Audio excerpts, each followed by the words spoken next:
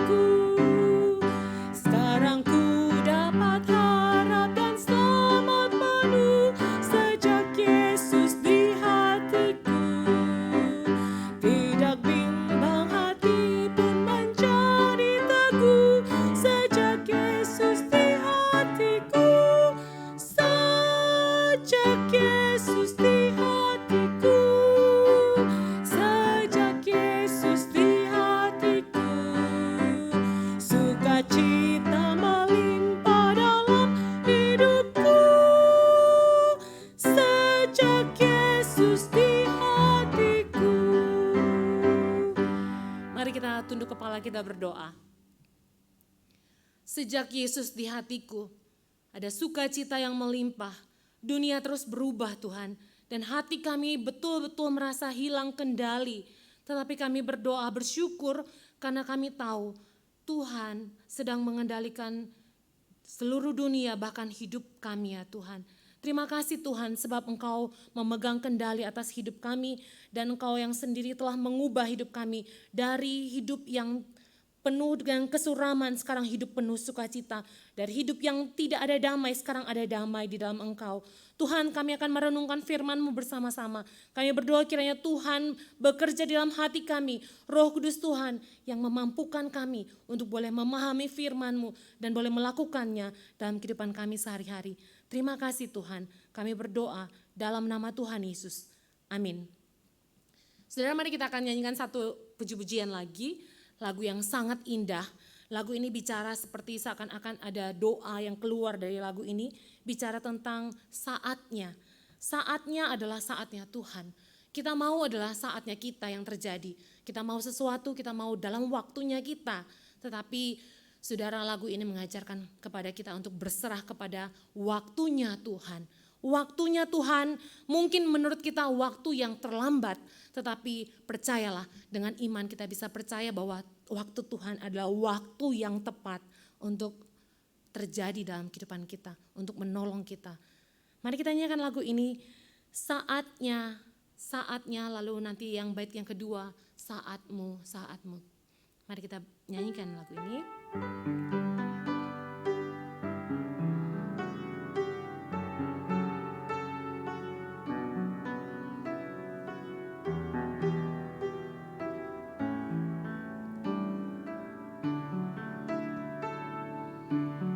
Saatnya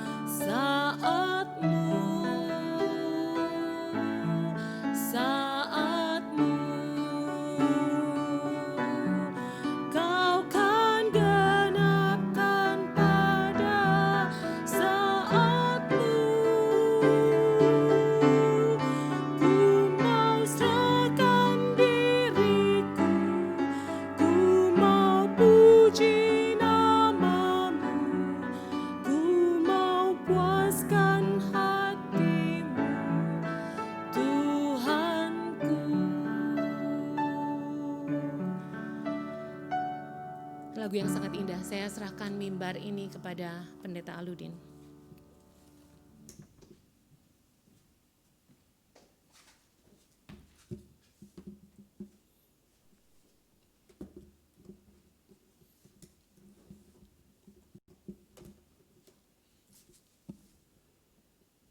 Selamat sore Bapak Ibu Saudara sekalian yang mengikuti dari tempat masing-masing. Kita masih berada di tengah-tengah masa pembatasan sosial berskala besar sehingga sangat sulit untuk kita boleh berkumpul, dan sampai kepada sore ini saya masih harus juga tetap berkhotbah di hadapan sangat sedikit orang, hanya yang melayani saja. Tetapi saya bersyukur bahwa Tuhan memberikan kita kesempatan untuk kita masih tetap boleh menerima akan kebenaran firman Tuhan, boleh merenungkannya bersama-sama pada sore hari ini. Dan kita akan melanjutkan untuk eksposisi membahas mengenai Injil di dalam kisah kehidupan Yusuf. Hari ini kita masuk kepada pembahasan kali yang ke-13. Saya mengambil satu tema, yaitu mengalahkan musuh di dalam diri.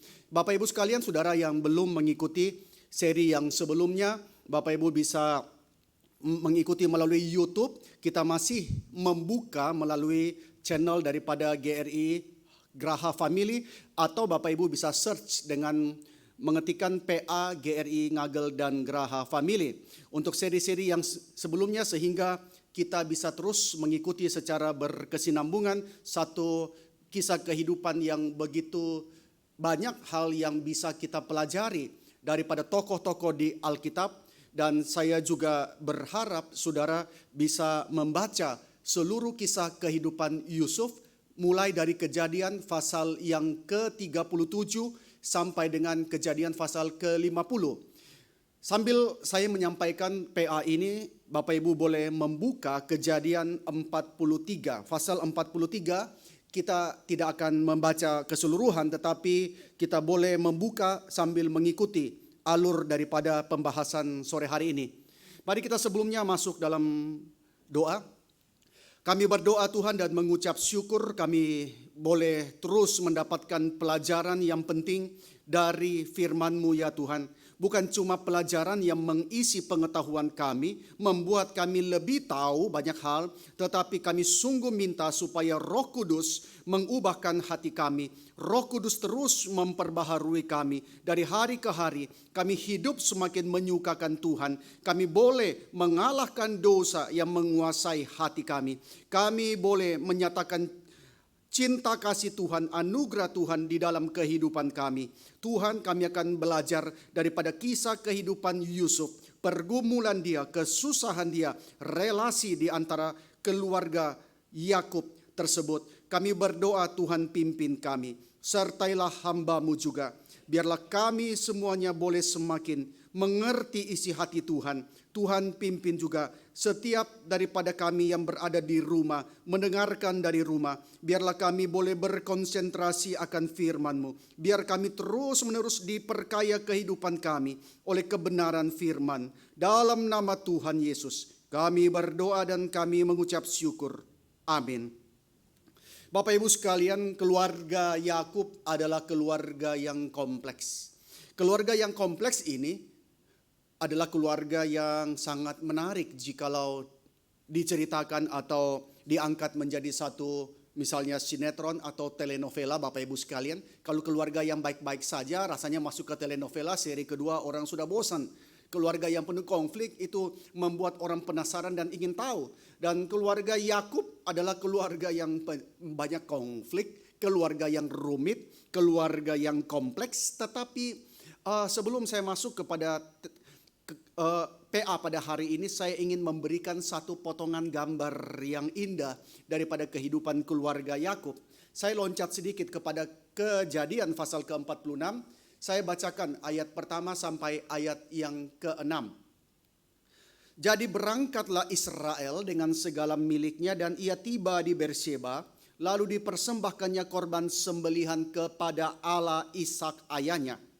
Berfirmanlah Allah kepada Israel dalam penglihatan waktu malam, Yakub, Yakub. Sahutnya, ya Tuhan. Lalu firman Tuhan, Akulah Allah, Allah ayahmu. Janganlah takut pergi ke Mesir, sebab aku akan membuat engkau menjadi bangsa yang besar di sana. Aku sendiri akan menyertai engkau pergi ke Mesir, dan tentulah aku juga akan membawa engkau kembali, dan tangan Yusuflah yang akan mengatupkan kelopak matamu nanti. Lalu berangkatlah Yakub dari Beersheba, dan anak-anak Israel membawa Yakub ayah mereka beserta anak istri mereka, dan mereka menaiki kereta yang dikirim Firaun untuk menjemputnya.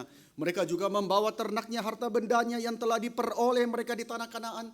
Lalu tibalah mereka di Mesir, yakni Yakub dan seluruh keturunannya bersama-sama dengan dia. Mereka hendak kemana dalam cerita ini? Mereka hendak menuju ke Mesir.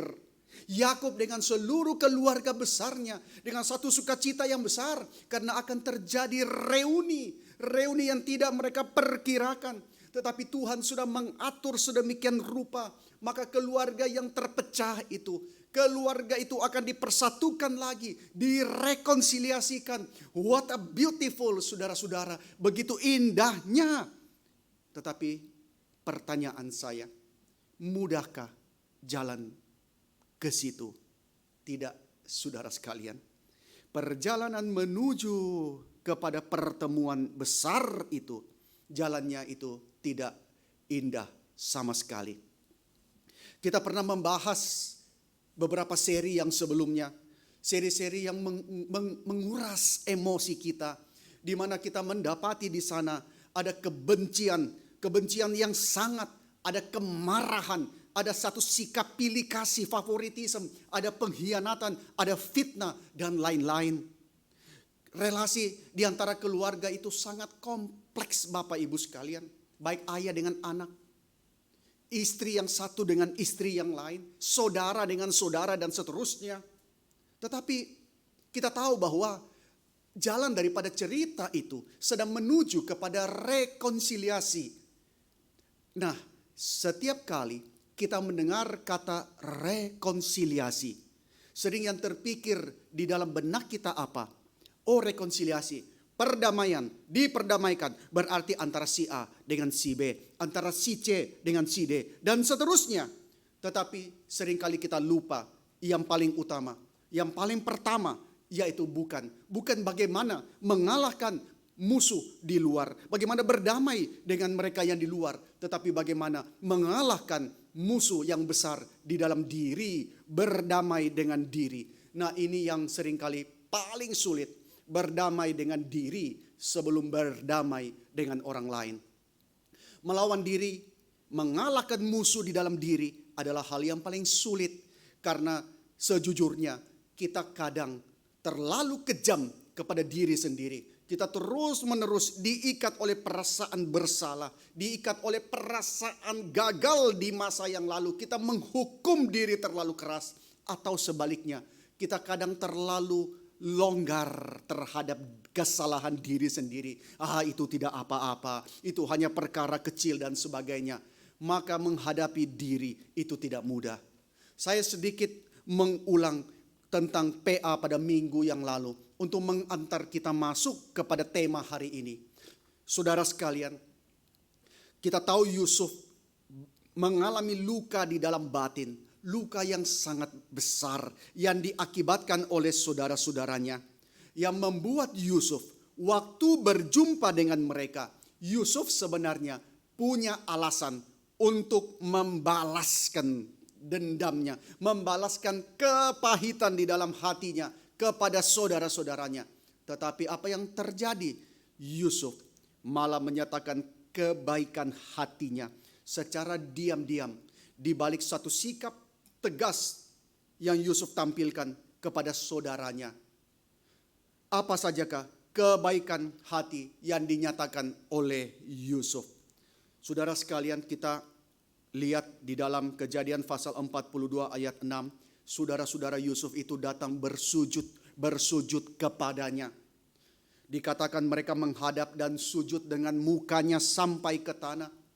Dan Yusuf tidak berkata kepada saudara-saudaranya, Sudah saya bilangin berpuluh tahun yang lalu bahwa kalian pasti sujud kepadaku sebagaimana mimpiku. Tuhan sudah kasih tahu, saya pasti jadi orang yang terbesar di dalam keluarga ini. Sekarang kalian lihat, sekarang kalian kapok ya. Sekarang kalian sujud kepada saya. Apakah itu yang Yusuf lakukan? Tidak. Yusuf menahan dirinya. Yusuf menguasai dirinya. Karena Tuhan sudah membentuk pemuda itu, remaja itu. Sekarang sudah menjadi seorang dewasa. Tuhan sudah membentuk dia di dalam tahun-tahun yang panjang, yang penuh dengan kesengsaraan sebagai budak. Dan sewaktu dia juga berada di dalam penjara. Kebaikan Yusuf yang kedua, kita tahu bahwa Yusuf hanya menahan Simeon. Yusuf tadinya mau menahan 9 daripada 10 saudaranya supaya satu pulang. Bawa jemput Benyamin, adiknya itu datang ke Mesir. Tapi Yusuf hanya menahan Simeon. Yang 9 silakan pulang. Ketika mereka pulang, Yusuf tidak membiarkan mereka pulang dengan tangan kosong. Yusuf tidak membiarkan mereka kelaparan. Kapok lo ya, tidak. Tetapi Yusuf mencukupkan apa yang mereka perlukan. Yusuf memberikan mereka bekal gandum yang begitu banyak untuk memberi makan keluarga mereka. Dan sebagai tambahan, Yusuf tidak mau mereka kelaparan di perjalanan. Yusuf membekali mereka dengan makanan yang cukup di dalam perjalanan yang panjang kembali ke Kanaan. Dan diam-diam Yusuf mengembalikan uang mereka ke dalam karung-karung mereka. Sebab Yusuf tahu kekeringan, kelaparan itu masih beberapa tahun lagi lamanya. Saudara-saudaranya tidak tahu itu. Tetapi Yusuf dengan murah hati, diam-diam mencukupkan seluruh kebutuhan daripada keluarga itu. Di sisi yang lain, kebaikan hati daripada Yusuf ini juga sekaligus adalah ujian. Ujian bagi saudara-saudaranya dan juga secara tidak langsung adalah ujian bagi Yakub. Apakah Yakub dia rela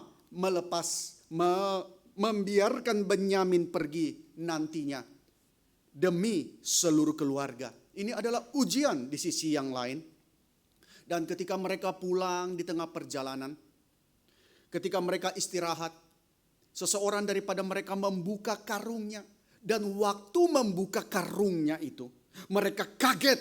Mereka kaget karena uang pembayaran itu ada di sana.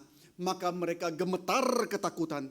Apakah yang akan terjadi kepada mereka? Nah, saudara sekalian, ini membuat ujian mereka makin berat.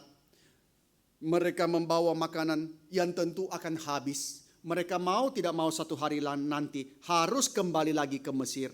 Dan juga memang mereka harus kembali karena Simeon sedang ditahan di Mesir. Maka waktu mereka kembali, mereka tahu ini tidak mudah. Karena apa? Karena penguasa itu yang adalah saudara mereka Yusuf sudah mengatakan, bawalah adikmu Benyamin kemari waktu engkau datang kembali.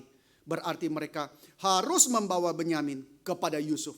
Dan ini sangat tidak mudah untuk meyakinkan, untuk membujuk Yakub supaya merelakan Benyamin pergi. Kalaupun mereka bisa meyakinkan Yakub, mereka bisa membawa Benyamin, mereka harus bersiap untuk menanggung konsekuensi. Sebab mereka akan dituduh mencuri uang pembayaran gandum mereka itu. Maka saudara sekalian, apa yang dilakukan oleh Yusuf ini adalah sebuah ujian. Ujian dengan cara merancang satu skenario yang serupa dengan pengkhianatan mereka dulu waktu menjual dia. Dulu mereka memperlakukan Yusuf sebagaimana orang asing. Seakan-akan orang yang tidak dikenali, bukan saudara mereka. Mereka menjual Yusuf demi sejumlah uang. Maka sekarang Yusuf mau tahu, apakah saudara-saudaraku sudah berubah? Apakah mereka sudah bertobat? Apakah mereka akan menerima kembali uang mereka itu, mengambil uang itu, lalu membiarkan Simeon? Tidak ambil pusing. Biarlah Simeon itu ditahanan saja. Yang penting kami pulang bawa gandum dan bawa uang. Apakah mereka masih seperti dulu? Maka saudara sekalian, inilah yang Yusuf mau lihat. Sambil juga Yusuf berjuang untuk boleh mengalahkan, menaklukkan musuh di dalam dirinya. Musuh yang seringkali tidak disadari adalah di dalam diri kita. Yusuf harus bisa mengalahkan itu untuk bisa membereskan relasi yang rusak di tengah-tengah keluarga itu. Dan inilah yang Tuhan kerjakan.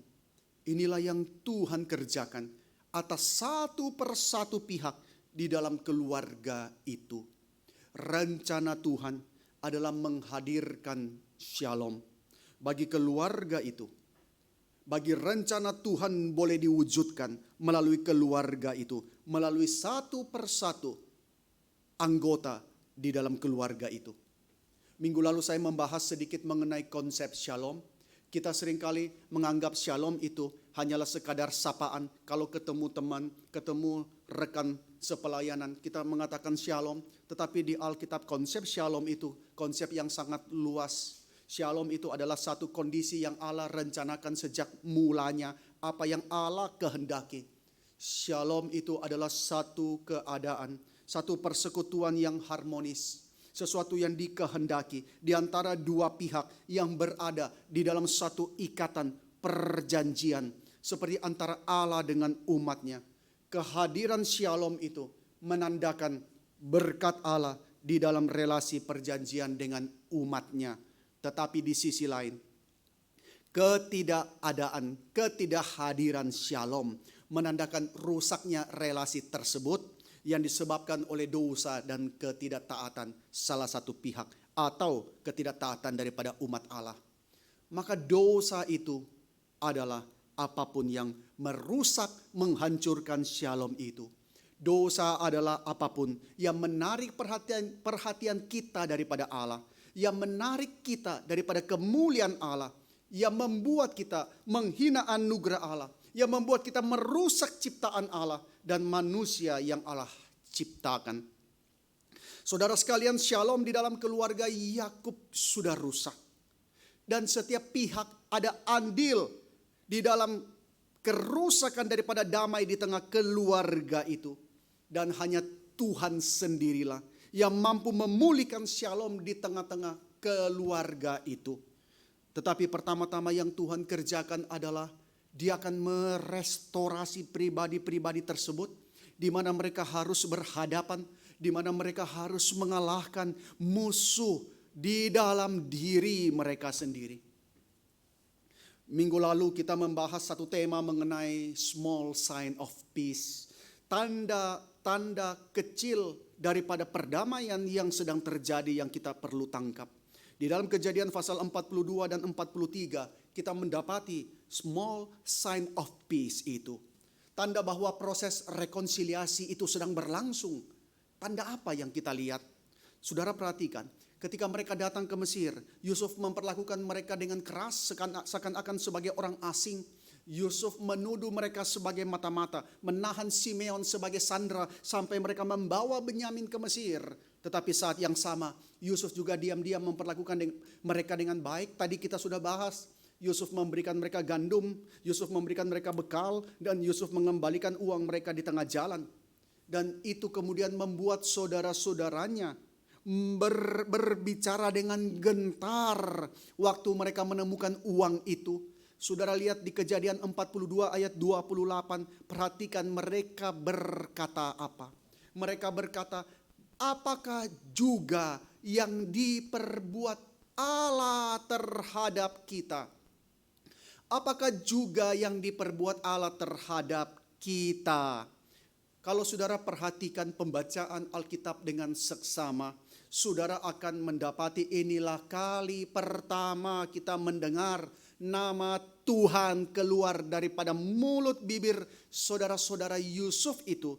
Dan itu adalah sebuah tanda bahwa perubahan sedang terjadi di antara mereka. Kita kadang berputus asa melihat orang-orang tertentu dan kita berkata tidak mungkin mereka berubah. Seringkali karena kita mengharapkan perubahan yang instan. Tetapi seringkali perubahan itu terjadi lambat sekali. Dan pada saudara-saudara Yusuf juga demikian. Lalu tanda kedua, small sign of peace. Juga perubahan yang terjadi kepada tokoh seorang saudara yang nantinya menjadi suku yang penting, yaitu Yehuda. Apa yang mengejutkan kita adalah Yehuda, saudara yang sama, yang merancang untuk menjual Yusuf. Kita ingat Kejadian pasal 37 ayat 27, Yehuda berkata kepada saudara-saudaranya, marilah kita menjual dia kepada orang Ismail ini. Tetapi di dalam Kejadian pasal 43, Yehuda yang sama, dia bersedia mengambil tanggung jawab dan memberikan jaminan kepada papanya. Saudara sekalian, perkara jaminan, kita tentu ingat juga bahwa Yehuda pernah memberikan jaminan kepada Tamar sebagai jaminan pembayaran atas hubungan yang singkat, karena dia mengira Tamar, menantunya itu adalah perempuan sundal. Dia memberikan jaminan.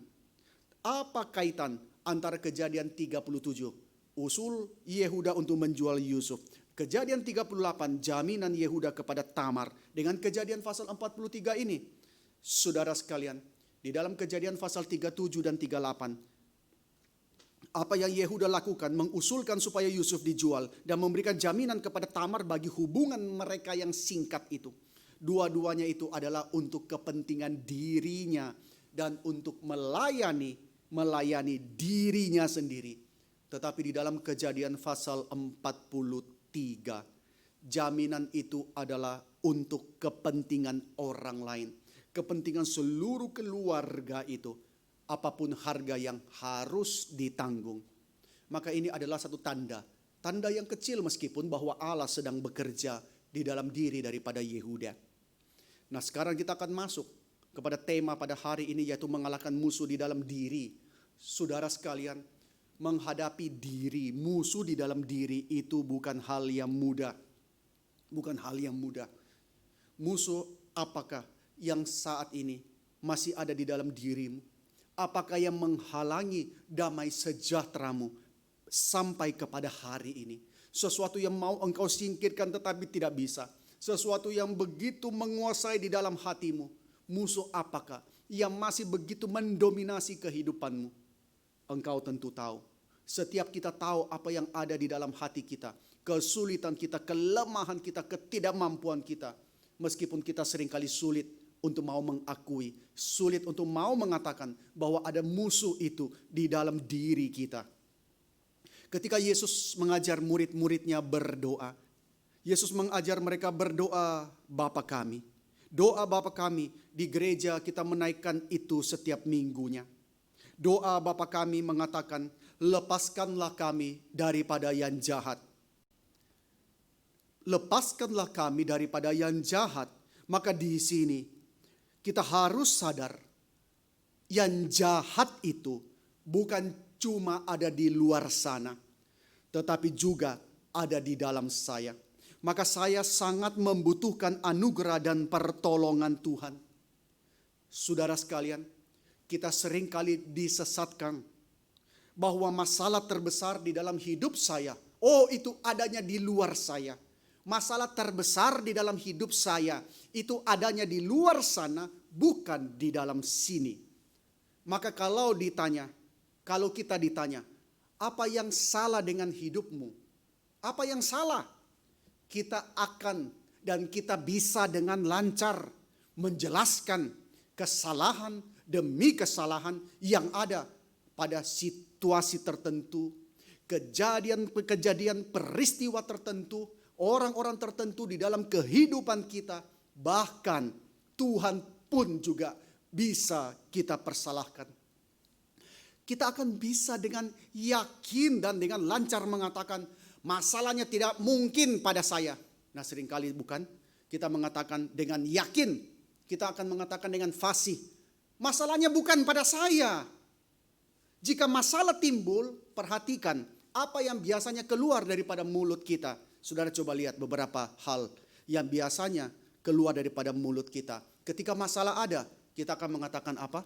Dia tidak mengerti saya. Dia tidak paham saya. Atau kita akan mengatakan saya kilaf. Nah ini yang sering kali terjadi ya. Kalau orang sudah kemudian terciduk atau apa, maka dia akan mengatakan saya kilaf.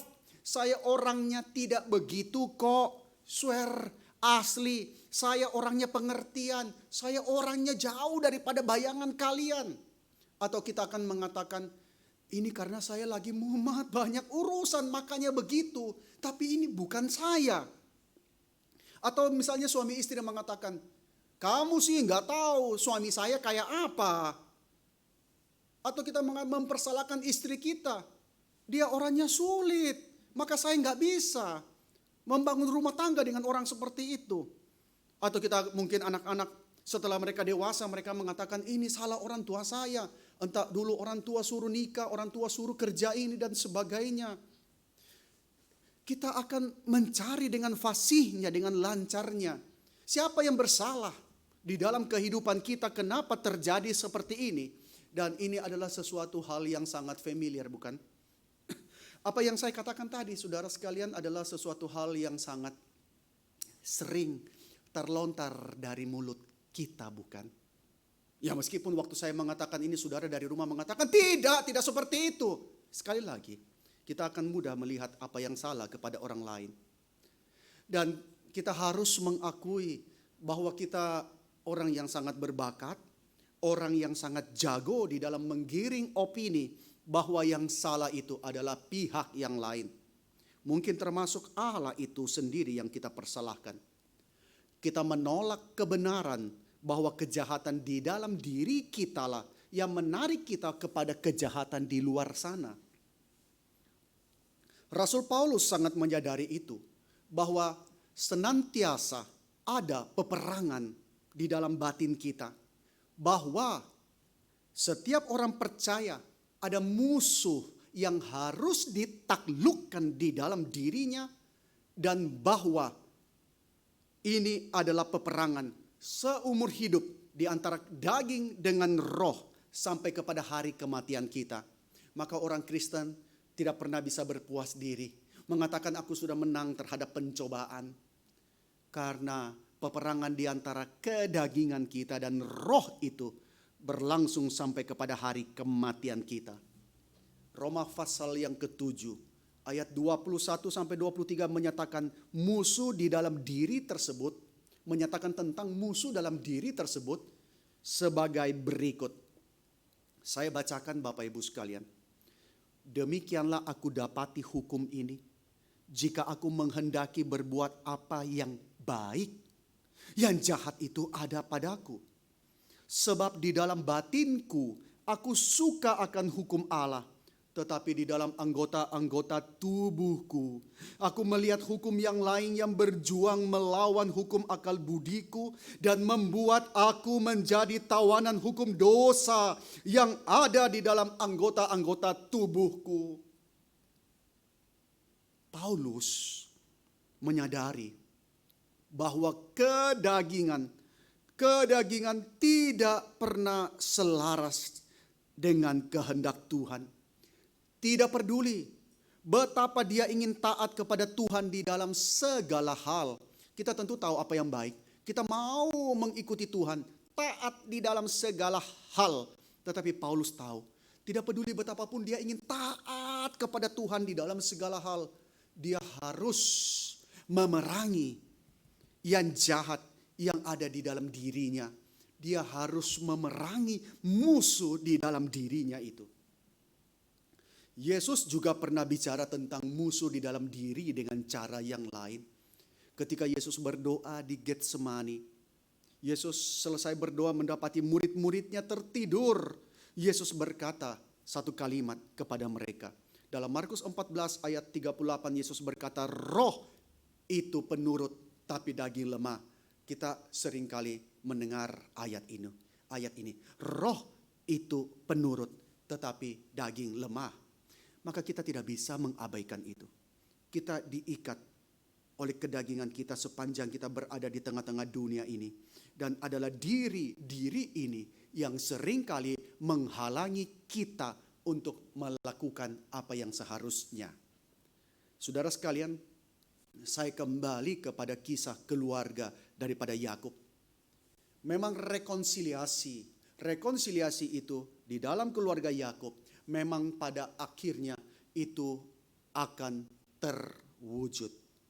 Tetapi sebelum itu terjadi, Allah membawa mereka untuk bergumul dengan diri, bergumul melawan musuh di dalam diri mereka terlebih dahulu, di dalam perjalanan panjang menuju kepada shalom itu. Saudara, kita sudah pernah membahas apa yang terjadi kepada Yusuf. Yusuf bergumul paling hebat itu dengan dirinya, saudara sekalian.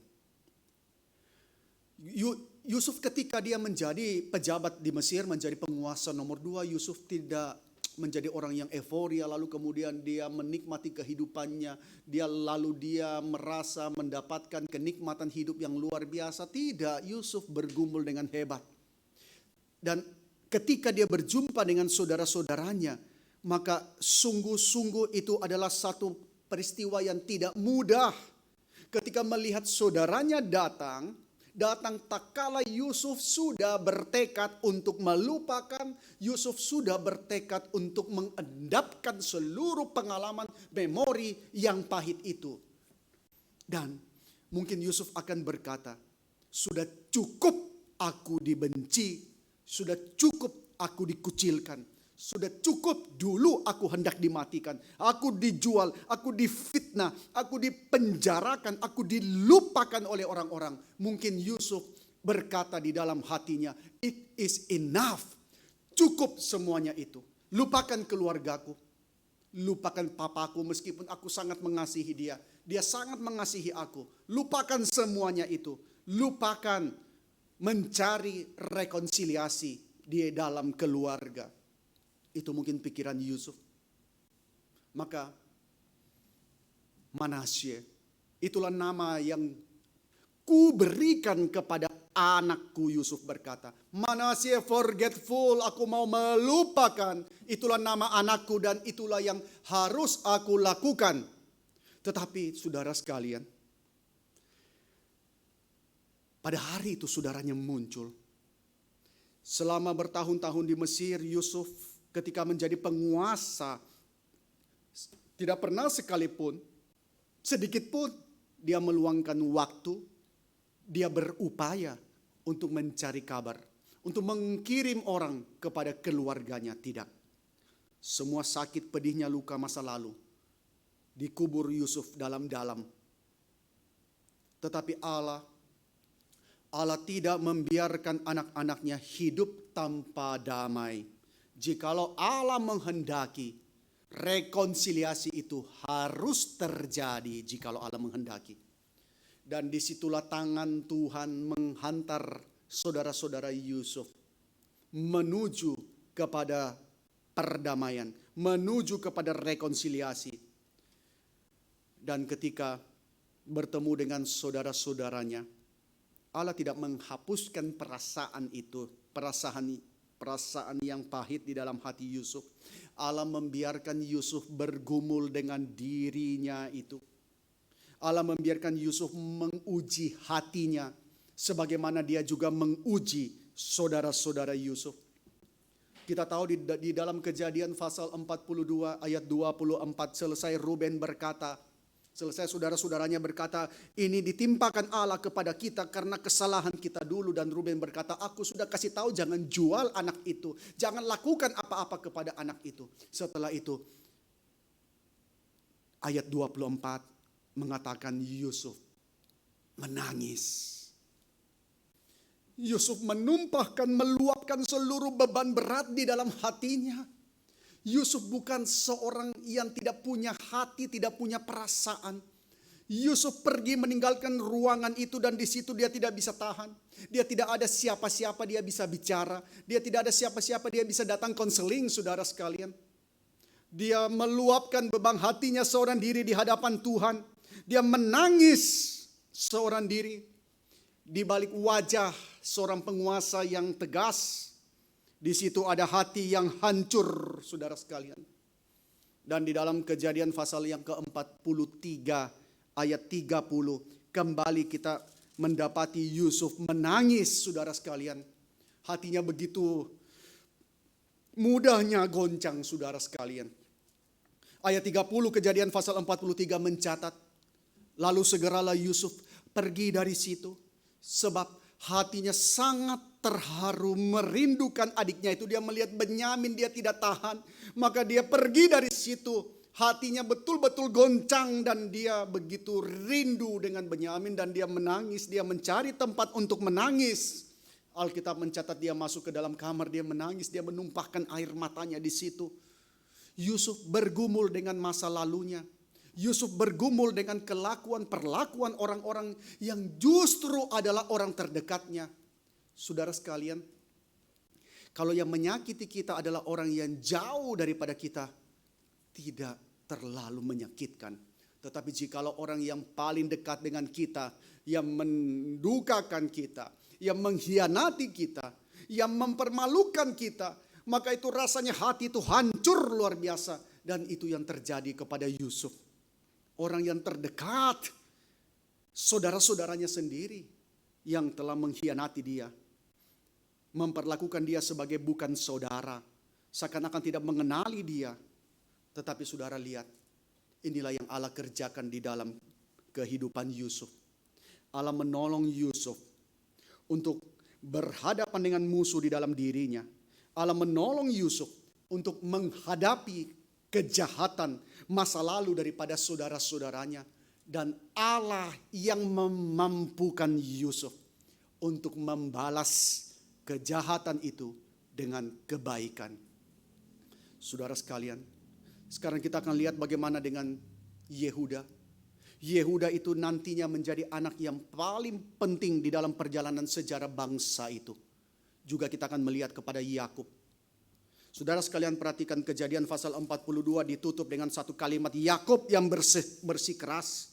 Ketika mereka mengatakan bahwa kalau kami mau kembali ke situ kami harus membawa Benyamin.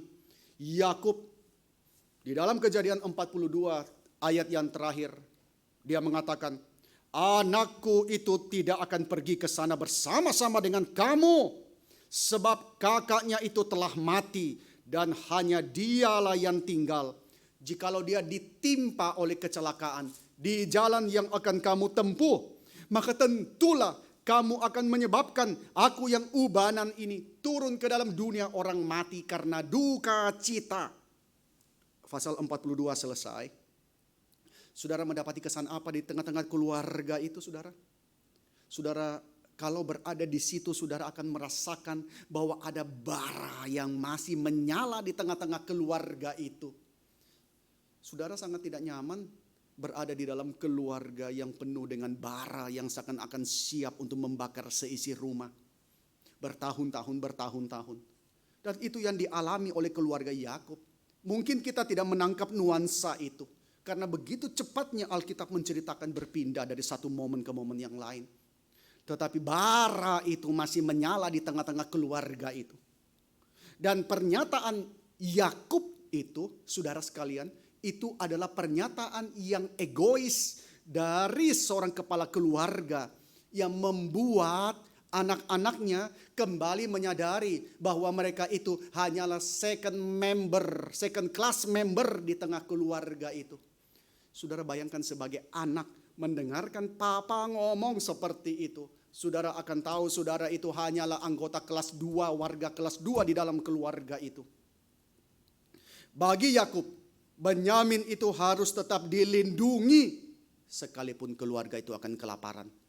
Sekalipun keluarga itu kelaparan, Benyamin harus dilindungi. Saudara bisa merasakan apa yang begitu mencekam di tengah-tengah keluarga itu. Pada akhirnya mereka hanya bisa menunggu. Alkitab Kejadian pasal 43 mengatakan, tetapi hebat sekali kelaparan di negeri itu dan mereka hanya bisa menunggu dan menunggu dari minggu ke minggu, dari waktu ke waktu. Persediaan makanan mereka makin menipis, tetapi mereka tidak berani untuk angkat suara supaya pergi lagi ke Mesir membeli makanan karena mereka tahu hati ayah mereka. Mereka tahu hati ayah mereka. Maka tensi di dalam rumah itu begitu tinggi. Tensi meningkat di dalam rumah itu, khususnya saudara harus kasihan kepada Benyamin. Benyamin ini bukan anak kecil lagi, saudara. Saudara harus kasihan kepada Benyamin. Dia terus menanggung beban itu, beban sebagai anak kesayangan satu-satunya daripada papanya, yang membuat mereka sampai tidak bisa ke Mesir membeli makanan. Benyamin setiap hari harus berhadapan dengan seluruh keluarga besar itu, dengan tatapan yang mungkin akan melihat ini penyebab mereka tidak ke Mesir. Saudara sekalian, sementara Yakub begitu sayang kepada Benyamin, sementara Yakub melindungi anak kesayangannya, pertanyaannya, sementara Yakub menjaga Benyamin, pertanyaannya, siapa yang peduli nasib Simeon? Bukankah Simeon ada di Mesir? Siapa yang akan speak out? Siapa yang akan menyuarakan nasib Simeon sementara dia ditahan di Mesir dan terpisah dari keluarganya di Kanaan? Siapa yang akan bicara kepada Simeon? Yakub seperti orang yang tidak mau menghadapi kenyataan. Yakub seperti orang yang hidup dalam dunianya sendiri, sekalipun semua orang harus menderita. Saudara berhadapan dengan orang yang penuh kepahitan, saudara. Mereka hanya hidup dalam dunia mereka sendiri. Tidak peduli orang lain, tidak peduli kesusahan siapapun juga. Pokoknya aku pikirkan diriku sendiri. Saudara sekalian, Yakub seperti orang yang tidak mau menghadapi kenyataan. Tetapi pada akhirnya mereka harus dipaksa oleh satu keadaan. Ketika Alkitab mengatakan setelah gandum yang dibawa mereka dari Mesir itu habis dimakan. Sekarang bukan lagi menipis, sekarang habis dimakan. Apa yang harus mereka lakukan? Maka di sini Yakub bilang kepada anak-anaknya, pergilah, beli bahan makanan. Maka inilah kesempatan bagi anak-anaknya bicara kepada papanya. Tapi siapa yang mau maju? Ayo kamu maju. Waduh, papa susah diomongin. Papa susah diajak bicara. Saudara pernah mengalami itu? Ayo maju. Dulu Ruben sudah coba. Saudara baca Kejadian pasal 42, Ruben sudah coba bicara. Ruben anak paling tua, sudah coba bicara, tidak berhasil juga. Siapa yang maju? Maka disinilah kita kemudian terkejut. Yehuda, dia maju. Dan Yehuda mengambil alih di dalam situasi yang sangat sensitif itu di dalam rumah itu. Yehuda maju, dia berbicara dalam situasi yang sangat sensitif. Mengapa sensitif? Karena Yakub buta. Yakub tidak bisa melihat bahwa sikapnya itu sudah tidak sehat berkenaan dengan Benyamin dan karena duka yang berkepanjangan akan Yusuf. Saudara ingat Kejadian pasal 37 ayat 35? Saya bacakan sekali lagi. Sekalian anaknya laki-laki dan perempuan berusaha menghiburkan dia waktu Yusuf dikira sudah mati. Tetapi Yakub menolak dihiburkan serta katanya, tidak. Aku akan berkabung sampai aku turun mendapatkan anakku ke dalam dunia orang mati. Demikianlah Yusuf ditangisi oleh ayahnya. Saudara sekalian, sikap ayahnya sudah tidak sehat. Dia tidak bisa melihat sesuatu dengan semestinya. Ditambah lagi kecurigaan diam-diam tentang anaknya.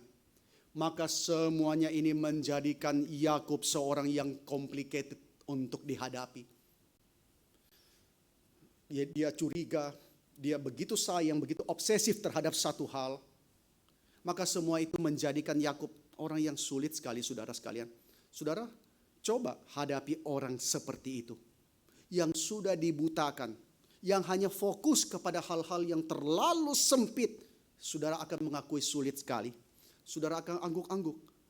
Oh, saya pernah hadapi orang seperti itu. Rasanya lebih baik menjauh, putus hubungan. Atau mungkin saudara sekarang sedang menghadapi orang-orang seperti itu.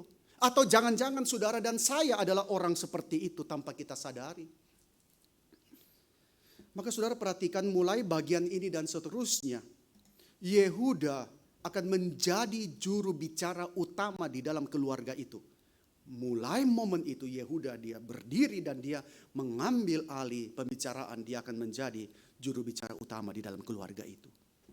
Yehuda mengingatkan kepada papanya bahwa mereka tidak mungkin kembali ke Mesir tanpa membawa Benyamin bersama dengan mereka.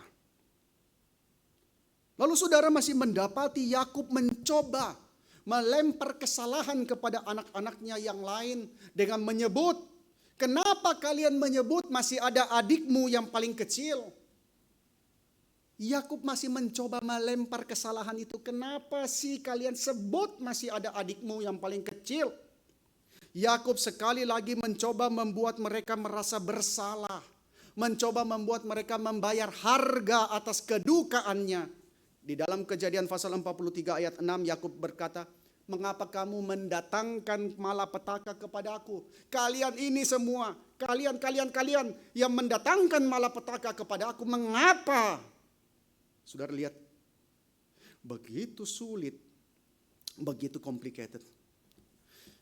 Banyak orang yang tidak mau membereskan musuh di dalam dirinya, dan akibatnya terus-menerus melempar kesalahan kepada orang lain, yang pada akhirnya tidak pernah membuat dia memiliki damai. Saudara sekalian perhatikan, orang enggan membereskan musuh di dalam dirinya dan akibatnya terus-menerus melihat orang lain bersalah dan melempar kesalahan kepada orang lain, dan membuat dia tidak pernah menikmati damai sejahtera di dalam hidupnya.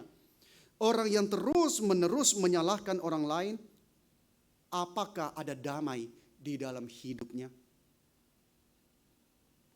Banyak rumah tangga, banyak keluarga, banyak relasi yang seharusnya penuh dengan sejahtera dan sukacita, jikalau masing-masing pihak menahan diri dari membuat orang lain sebagai sasaran, sebagai objek daripada kemarahan, membuat orang lain harus merasa bersalah dan tidak bisa melepaskan daripada masa lalunya. Tetapi saudara perhatikan Yehuda. Kali ini dengan bijaksana Yehuda, dia mengesampingkan segala perdebatan yang sudah berlarut-larut, berulang-ulang terus terjadi dengan papanya. Saya percaya Alkitab tidak mencatat semuanya, tetapi keluarga itu hidup di dalam perdebatan, perselisihan terus-menerus berulang-ulang. Tetapi kali ini Yehuda dengan bijaksana, dia mengesampingkan perdebatan tersebut. Perdebatan soal perkara yang tidak bisa diubah lagi. Jangan diulang-ulang terus, tidak bisa diubah lagi. Mari kita kesampingkan, kita bicara, lihat hari depan seperti apa. Dan Yehuda sekarang, dia kemudian menawarkan dirinya sebagai jaminan bagi Benyamin, supaya mereka boleh membawa Benyamin ke Mesir. Di dalam ayat 9 saudara perhatikan, Yehuda berkata, akulah yang menanggung dia. Yehuda tidak suruh saudara-saudaranya, Yehuda tidak berkata, kami ini loh, aku sama saudara-saudaraku, kami akan menanggung. Tidak, Yehuda mengambil tanggung jawab itu dan dia berkata, akulah yang menanggung dia. Engkau boleh menuntut dia daripadaku, jikalau aku tidak membawa dia kepadamu dan menempatkan dia di depanmu, maka akulah yang berdosa terhadap engkau untuk selama-lamanya. Yehuda memperjelas kepada Yakub bahwa ini sekarang adalah perkara hidup dan mati bagi keluarga tersebut. Bahkan di ayat ke-8 Yehuda mengulangi perkataan Yakub sebelumnya. Di pasal 42 ayat 2 Yakub mengatakan supaya kita tetap hidup dan jangan mati. Maka Yehuda berkata, marilah kerjakan ini, mari berikanlah Benyamin, kami bawa ke Mesir supaya kita boleh membeli makanan, supaya kita tetap hidup dan jangan mati. Saudara sekalian, apa yang kita bisa tangkap dari sikap Yehuda adalah dia mau berkorban. Kita percaya ini adalah satu tanda terjadinya pertobatan di dalam diri Yehuda, bahwa dia sudah bergumul, dia sudah berjuang melawan dirinya sendiri. Dan pada akhirnya itu bisa melunakkan hati Yakub. Dan saudara perhatikan Yehuda menyebut Benyamin di ayat ke-8 dengan satu sapaan yang lembut. Yehuda menyebut Benyamin di ayat ke-8 sebagai anak itu. the boy, dalam bahasa Ibrani Naar, menunjukkan satu sikap peduli Yehuda kepada Benyamin. Yehuda bukan lagi memandang Benyamin seperti dulu dia memandang Yusuf. Juga di pasal 43 ayat 4, Yehuda menyebut Benyamin sebagai adik kami, our brother, adik kami. Dulu ketika mereka menjual Yusuf, mereka tidak mau mengakui Yusuf. Melihat Yusuf sebagai saudara mereka. Seakan-akan Yusuf itu orang asing. Tetapi sekarang Yehuda melihat Benyamin. Walaupun Yakub sangat tidak logisnya hanya memandang Benyamin itu sebagai anaknya satu-satunya. Tetapi Yehuda menyebut our brother, adik kami itu. Lalu saudara perhatikan, nantinya di hadapan Yusuf, saudara perhatikan, Yehuda lah yang mewakili mereka mengakui dosa-dosa mereka dulunya. Kalau saudara loncat ke pasal 44 ayat 16, Yehuda mengatakan kepada Yusuf, apakah yang akan kami katakan kepada tuanku? Apakah yang akan kami jawab? Dan dengan apakah kami akan membenarkan diri kami? Allah telah memperlihatkan kesalahan hamba-hambamu ini. Dan juga Yehuda lah yang membela Benyamin, membela mati-matian dan memohon bagi keselamatan Benyamin. Maka di sini kita lihat tindakan Yehuda itu mewakili pertobatan daripada saudara-saudaranya atas dosa mereka dulunya. Saudara sekalian, kalau dulu Yehuda itu dengan senang hati menjual Yusuf sebagai budak dan tidak peduli kepedihan Yusuf, tidak peduli permohonan Yusuf, dan tidak peduli kedukaan yang akan dialami oleh papanya itu. Kalau dulu seperti itu, sekarang di Yehuda, dia malah minta supaya diizinkan dialah yang menjadi budak Yusuf, supaya Benyamin dan saudara-saudaranya bisa pulang. Di dalam pasal 44 ayat 33 dan 34, Yehuda berkata, oleh sebab itu baiklah hambamu ini tinggal menjadi budak tuanku, menggantikan anak itu, dan biarlah anak itu pulang bersama-sama dengan saudara-saudaranya. Sebab masakan aku pulang kepada ayahku apabila anak itu tidak bersama-sama dengan aku. Aku tidak akan sanggup melihat nasib celaka yang akan menimpa ayahku. Oh, Yehuda sangat berbeda. Dia sangat memperdulikan Benyamin, saudara-saudaranya. Dan juga dia tidak sanggup melihat nasib celaka yang akan menimpa ayahnya. Saudara sekalian, betapa berbedanya Yehuda. Maka di sini kita boleh mengatakan bahwa Yehuda sudah berhasil mengalahkan kebencian di dalam dirinya kepada saudara-saudara yang lain dari ibu yang lain. Juga Yehuda mengalahkan sikap di dalam diri yang selama ini hanya berpusat kepada diri. Yehuda mengalahkan itu. Maka saudara sekalian, perjalanan mereka kedua ke Mesir menjadi puncak daripada kisah Yusuf dan saudara-saudaranya. Di dalam 3 pasal ini, pasal 43 sampai 45, permohonan Yehuda untuk melepaskan Benyamin itu diikuti oleh pernyataan Yusuf. Itu akan menghantar rekonsiliasi kepada puncaknya, yang akhirnya membawa seluruh keluarga besar itu diperdamaikan, dipersatukan, dikumpulkan di Mesir. Bagaimana dengan Yakub? Singkat saja saya bahas, saudara. Episode ini dimulai dan diakhiri oleh Yakub. Yakub yang tua itu, dia tetaplah pemimpin keluarga besar itu yang mengambil inisiatif dan membuat keputusan-keputusan, baik melepas Benyamin pergi maupun nantinya mereka pindah ke Mesir. Yakub tetaplah orang tua. Kalau kita mendapati di bagian permulaan daripada episode ini, Yakub tetaplah adalah orang tua yang apa? Yang masih terjebak di dalam kenangan masa lalu. Menjadi tua itu tidak mudah. Kita dipenuhi oleh ingatan kenangan masa lalu. Yakub juga demikian. Yakub adalah orang tua yang masih menumpahkan seluruh kasih sayangnya kepada Benyamin, seperti dulu kepada Yusuf. Yakub adalah seorang yang masih menganggap Rahel seakan-akan sebagai istri satu-satunya. Yakub masih berduka dengan kepergian Yusuf. Dan Yakub masih tetap orang tua yang tidak mempercayai anak-anaknya yang lain. Tetapi saudara sekalian, di dalam pasal 43 ayat 11 sampai 15, Saudara nanti baca sendiri, Yakub akhirnya melepas apa yang dia pegang mati-matian. Yakub akhirnya dia mau mengalahkan ego di dalam dirinya. Dia akhirnya mengizinkan Benyamin untuk pergi bersama-sama dengan saudaranya. Memang Yakub harus bisa berubah supaya nasib keluarga itu berubah.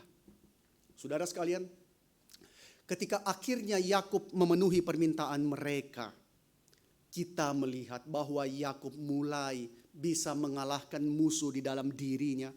Yakub mulai melihat bahwa keberlangsungan seluruh keluarganya itu penting, bukan semata-mata dirinya kepentingannya yang utama.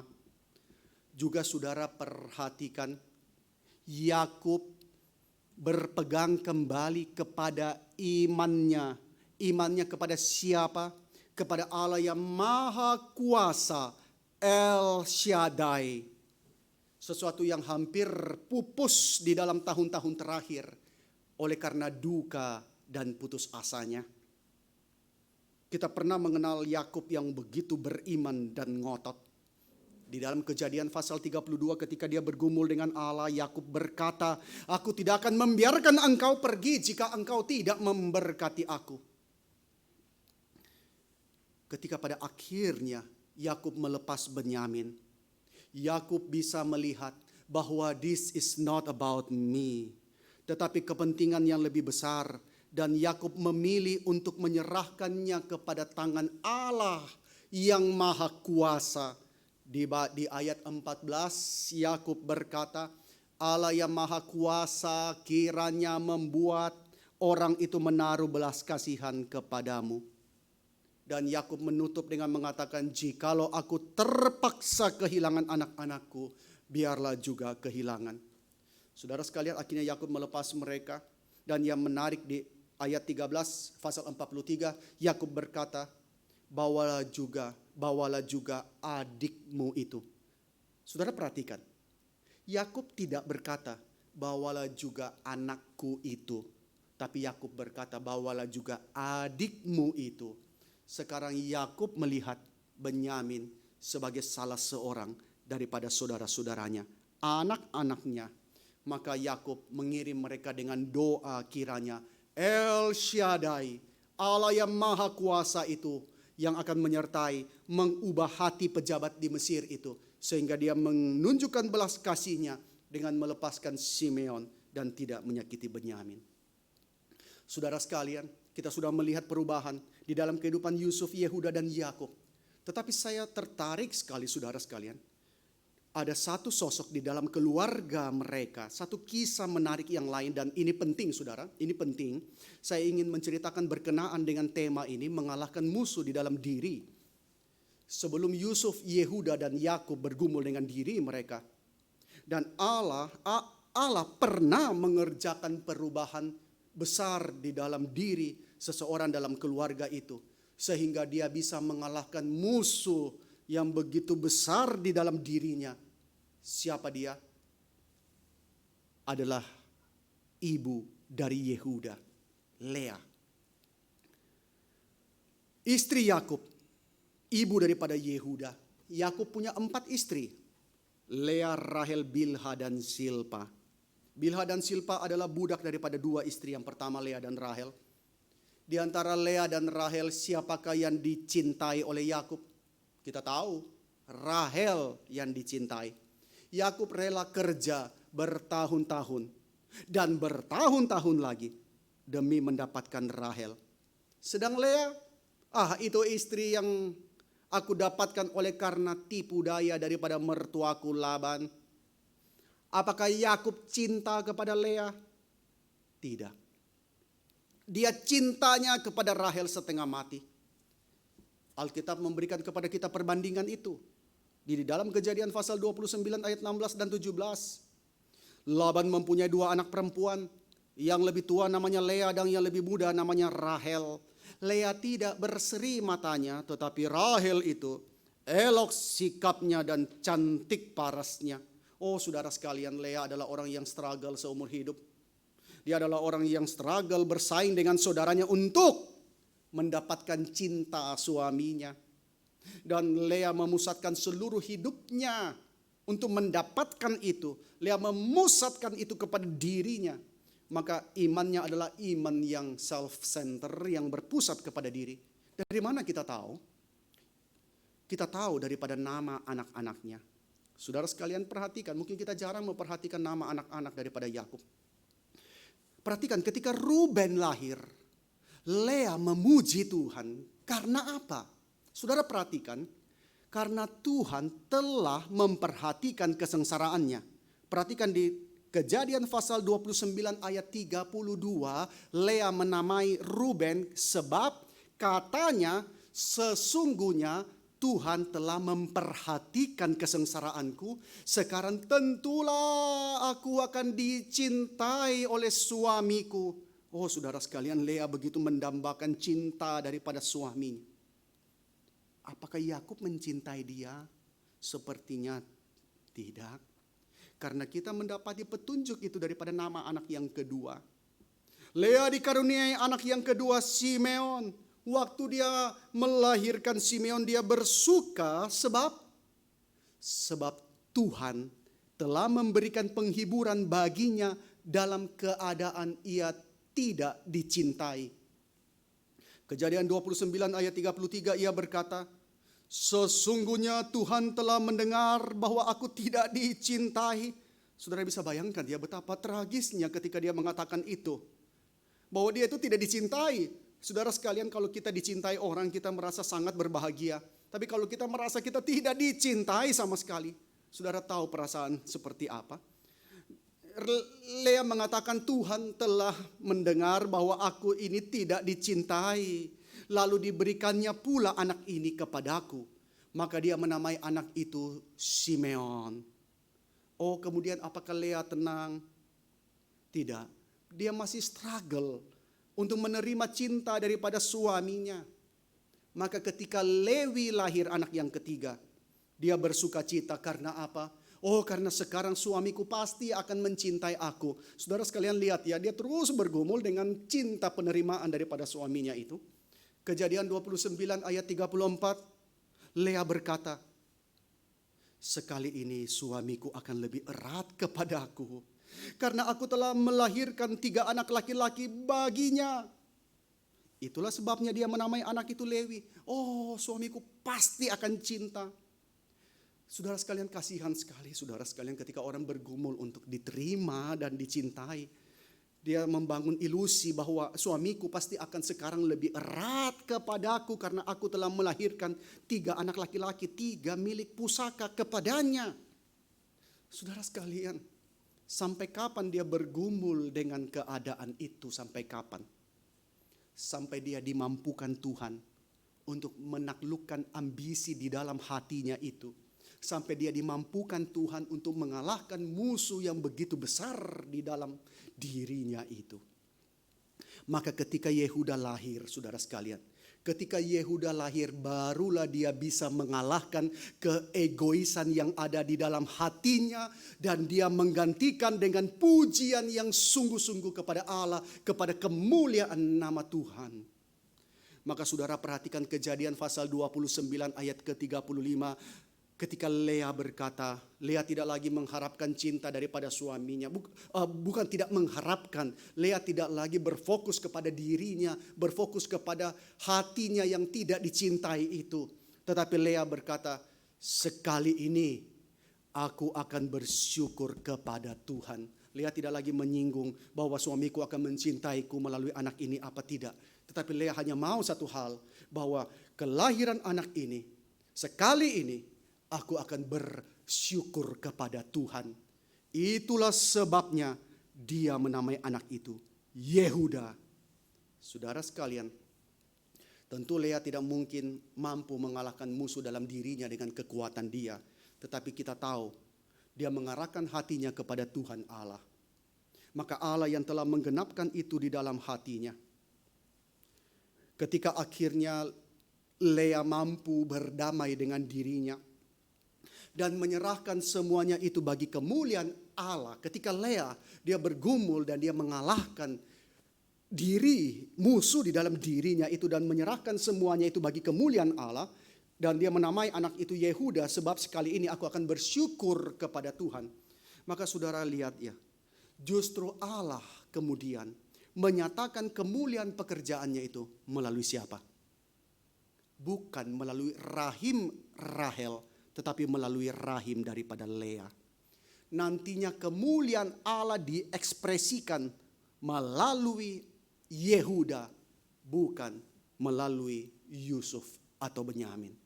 Saudara sekalian, kemuliaan Allah melalui Sang Mesias itu akan dinyatakan hanya melalui Yehuda. Kita tahu silsilah Yesus di dalam Injil Matius. Melalui Yehuda itulah Sang Raja akan lahir. Oleh karena Yehuda itu berarti ia yang memuji Tuhan. He who praises God. Dia yang memuji Tuhan. Saudara sekalian, Lea bergumul dengan perasaan tertolak. Rahel lebih cantik. Rahel lebih dicintai. Yakub cinta setengah mati kepada Rahel.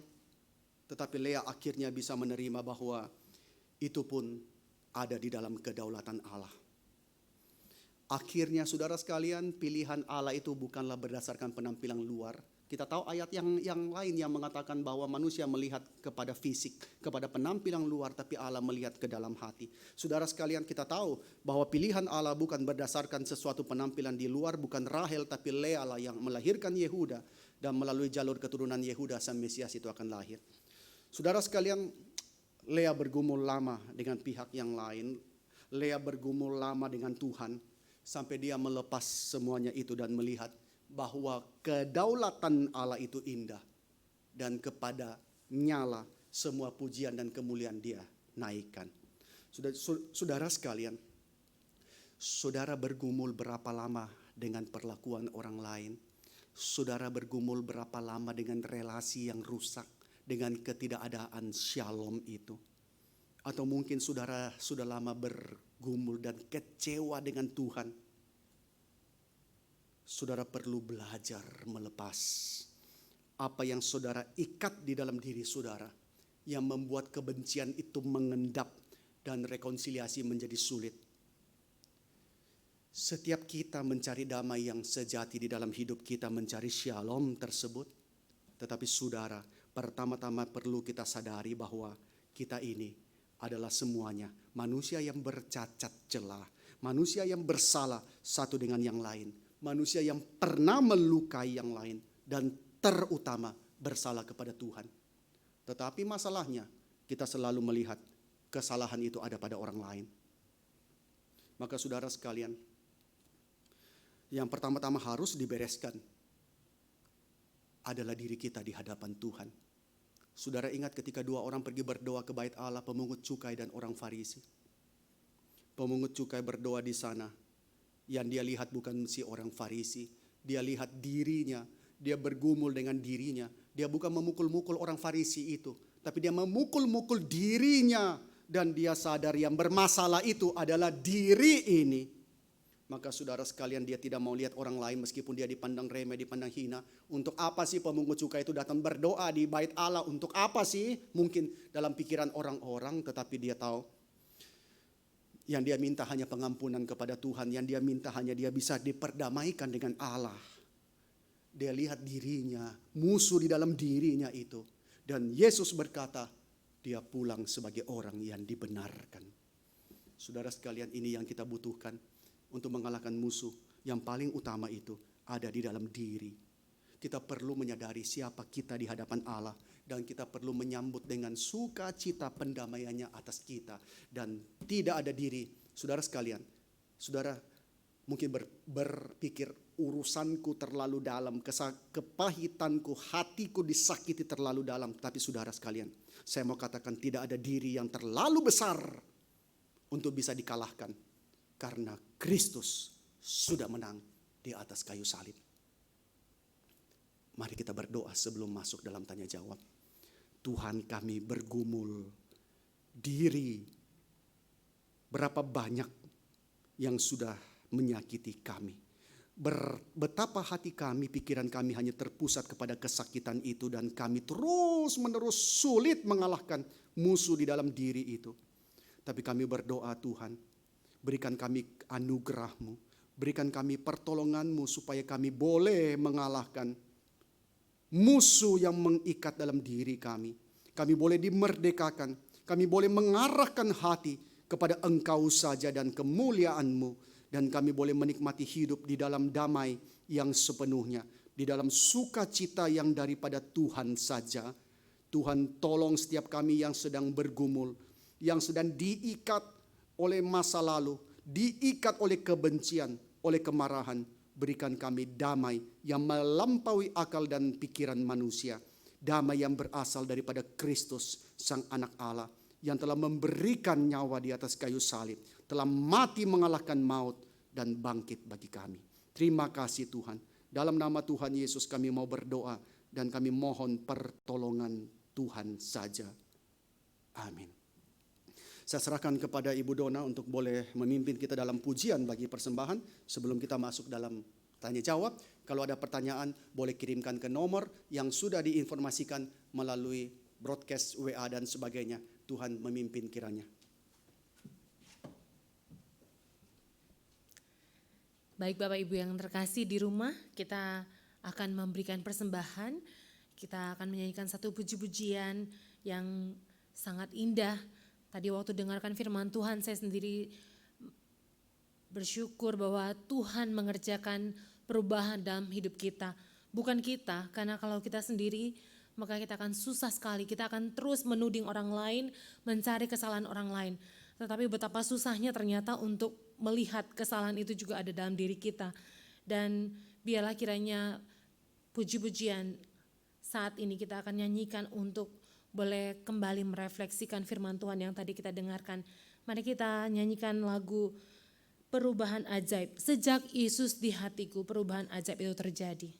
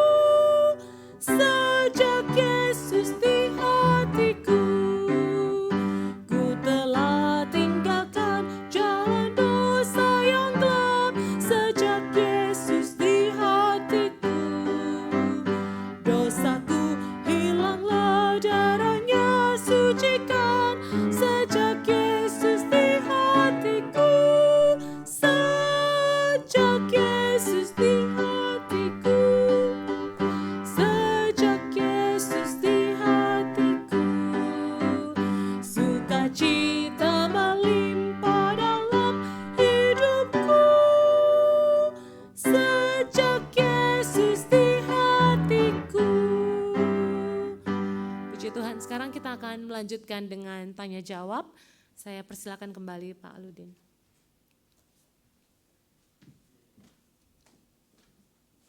Selamat sore Bapak Ibu sekalian, kita akan menjawab ada pertanyaan yang masuk sebagai berikut.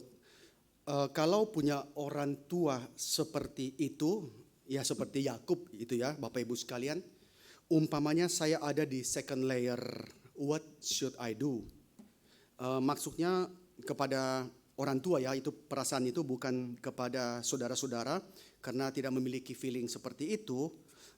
Hanya ingin bertanya aja bagaimana aku harus bersikap. Saudara sekalian, kita tidak bisa, yang jelas bahwa kita tidak bisa mengubah apa yang orang pandang terhadap kita, tetapi kita bisa dengan pertolongan Tuhan melawan musuh di dalam diri kita. Saudara sekalian, kita tidak tahu dan kita juga tidak tahu apa yang membuat misalnya orang tua memiliki pandangan yang berbeda terhadap anak-anaknya. Tentu ada beda juga dari pembentukan orang tua. Seringkali tanpa kita sadari ya, kalau saudara belum menjadi orang tua, saudara ingat baik-baik. Seringkali pola pengasuhan yang kita terima itu tanpa sadar membentuk cara kita nanti bersikap sebagai orang tua, kecuali ada intervensi Tuhan yang memampukan kita untuk memiliki cara pandang yang berbeda. Yakub sendiri sangat banyak dipengaruhi oleh cara dia menerima pengasuhan sebelumnya. Saudara tahu, papa mamanya Ishak dan Ribka. Saudara sekalian, Yakub adalah anak kembar. Bahkan Alkitab mengatakan anak kembar itu, Yakub dan Esau, sejak di dalam kandungan itu saling bertolak-tolakan dan sangat menyulitkan bagi mamanya. Dan ketika lahir pun juga mereka sangat berbeda.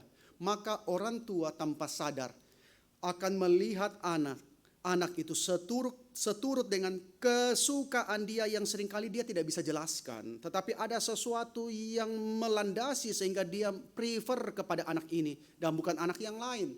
Alkitab mengatakan Ishak itu dia senang makan daging, makanya dia suka kepada Esau yang suka berburu. Yakub itu dicintai oleh mamanya mengasihi Yakub. Lalu akhirnya itu menjadi hal yang memecahkan keluarga itu. Antara Ishak yang mengasihi Esau dan Ribka yang mengasihi Yakub. Maka relasi menjadi sangat sulit. Ribka bahkan mensupport Yakub untuk merebut hak kesulungan dan berkat daripada papanya itu. Maka saudara sekalian, Yakub menerima pola pengasuhan itu dari kecil, melihat bagaimana perlakuan orang tuanya berbeda di antara mereka sebagai saudara.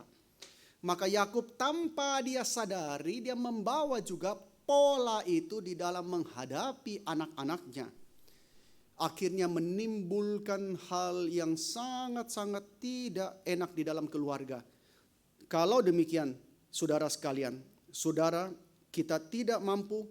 Tentu kita hanya minta pertolongan Tuhan karena kita tidak bisa merubah orang tua kita. Apalagi manusia makin tua, makin keras prinsipnya, makin keras apa yang dia percayai sebagai hal yang benar, maka sulit kecuali Tuhan mengubahkan. Dan kita boleh dipakai Tuhan menjadi agen di dalam perubahan itu. Saudara, kalau saudara juga bersikap, aku ini second layer, aku marah-marah saja sama orang tuaku. Dia tidak melihat, dia tidak mungkin digerakkan untuk boleh berubah.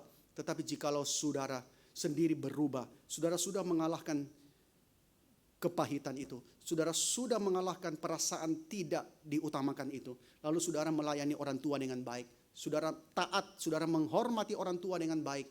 Maka orang tua juga Tuhan gerakkan. Tuhan bisa menggerakkan supaya dia melihat anak ini kenapa. Apa yang berbeda daripada dia. Lalu saudara boleh dipakai Tuhan menjadi agen di dalam perubahan itu, menjadi sarana bagi orang tua saudara sungguh mengalami pembaharuan dalam hidupnya. Itu bukan hal yang mudah, tapi saudara harus mengalahkan diri sendiri, musuh di dalam diri, perasaan-perasaan seperti itu, dan saudara menjadi saksi akan pekerjaan Tuhan, akan kemuliaan Tuhan yang sudah dikerjakan di dalam hidup saudara. Berdoalah bagi orang tua, bagi saudara-saudara yang lain, sehingga keluarga menjadi keluarga yang begitu indah menyatakan akan anugerah Tuhan di tengah-tengah dunia ini. Mengapa kita lebih mudah melihat diri kita sebagai victim, sebagai korban? Saudara, jelas karena apa? Karena manusia itu adalah orang yang berpusat kepada diri. Kita melihat diri kita terlalu besar.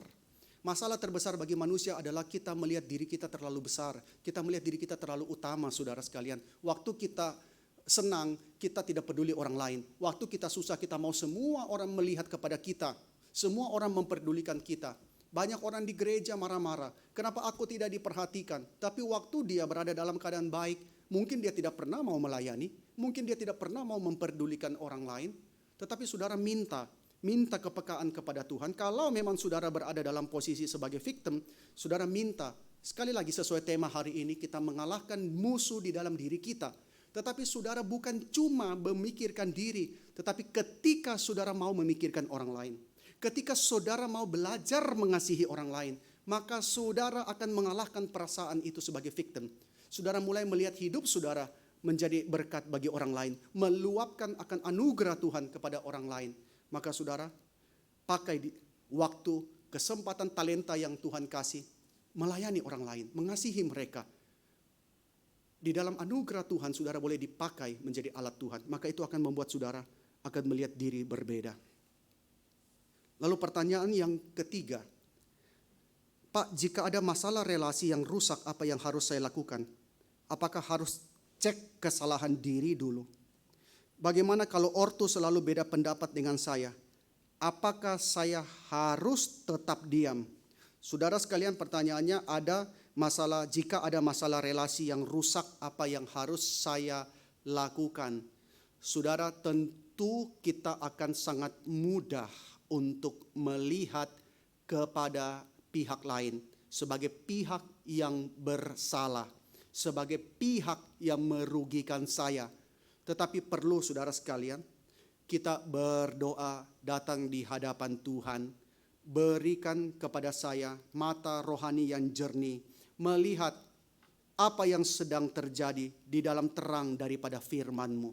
Maka saudara sekalian, kita harus minta Tuhan tolong kita.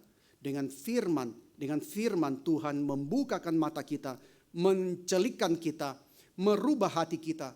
Lalu kita dengan jujur mengakui, adakah sesuatu yang keliru? Adakah sesuatu yang salah? Orang tua mereka dibesarkan di dalam zaman yang berbeda. Orang tua mengalami pembentukan yang berbeda. Orang tua ada sesuatu preferensi-preferensi di dalam hati mereka, cara mereka mendidik. Pasti berbeda dalam setiap zaman. Nah, inilah yang seringkali menjadi hal yang sulit. Bagaimana anak berhadapan dengan orang tua. Tapi saya ingin mengatakan bahwa kalau orang tua selalu beda pendapat, apa saya harus tetap diam? Maka saudara perhatikan baik-baik sekali lagi ya. Kalau apa yang orang tua sampaikan tidak bertentangan dengan firman Tuhan, saudara belajar taat. Tidak mudah ya. Karena saudara tentu mau ada keinginan sendiri. Tetapi jika itu bertentangan dengan firman Tuhan, maka saudara taat kepada firman Tuhan. Tentu orang tua mau mengutamakan yang baik. Jarang sekali ada orang tua yang menyuruh anaknya melakukan hal yang berdosa. Maka saudara sekalian coba lihat apa yang orang tua sampaikan itu. Apa yang dia mau terjadi dalam kehidupan saudara.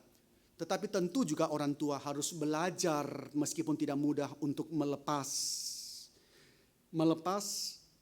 anak bergumul, anak menjadi sesuatu yang dia cita-citakan. Kadang orang tua buka toko mau anak juga menjadi orang yang meneruskan toko. Kadang orang tua ingin menjadi anak yang meneruskan profesinya. Karena orang tua menganggap ini baik kok. Aku pernah mengalami itu. Aku rasa ini baik. Kamu harus seperti itu. Nah saudara, ini hal yang tidak mudah. Bicara sama orang tua. Bicara. Seringkali kita tidak bicara. Kita langsung berasumsi. Oh papaku begini, mamaku begini. Orang tua juga berasumsi, anakku begini. Maka bicara, coba lihat apa yang kira-kira boleh menjadi titik temu di antara orang tua dengan anak. Jadi saudara sekalian, kita juga perlu selalu ya mengecek diri kita apa yang ada di dalam hati kita. Jadi kira-kira seperti itu. Kalau masih ada pertanyaan lain, sudah tidak ada, kita akan tutup bersama-sama. Mari kita boleh menutup dengan mengucap syukur, kita menyanyikan Bapa terima kasih, lalu saya akan tutup.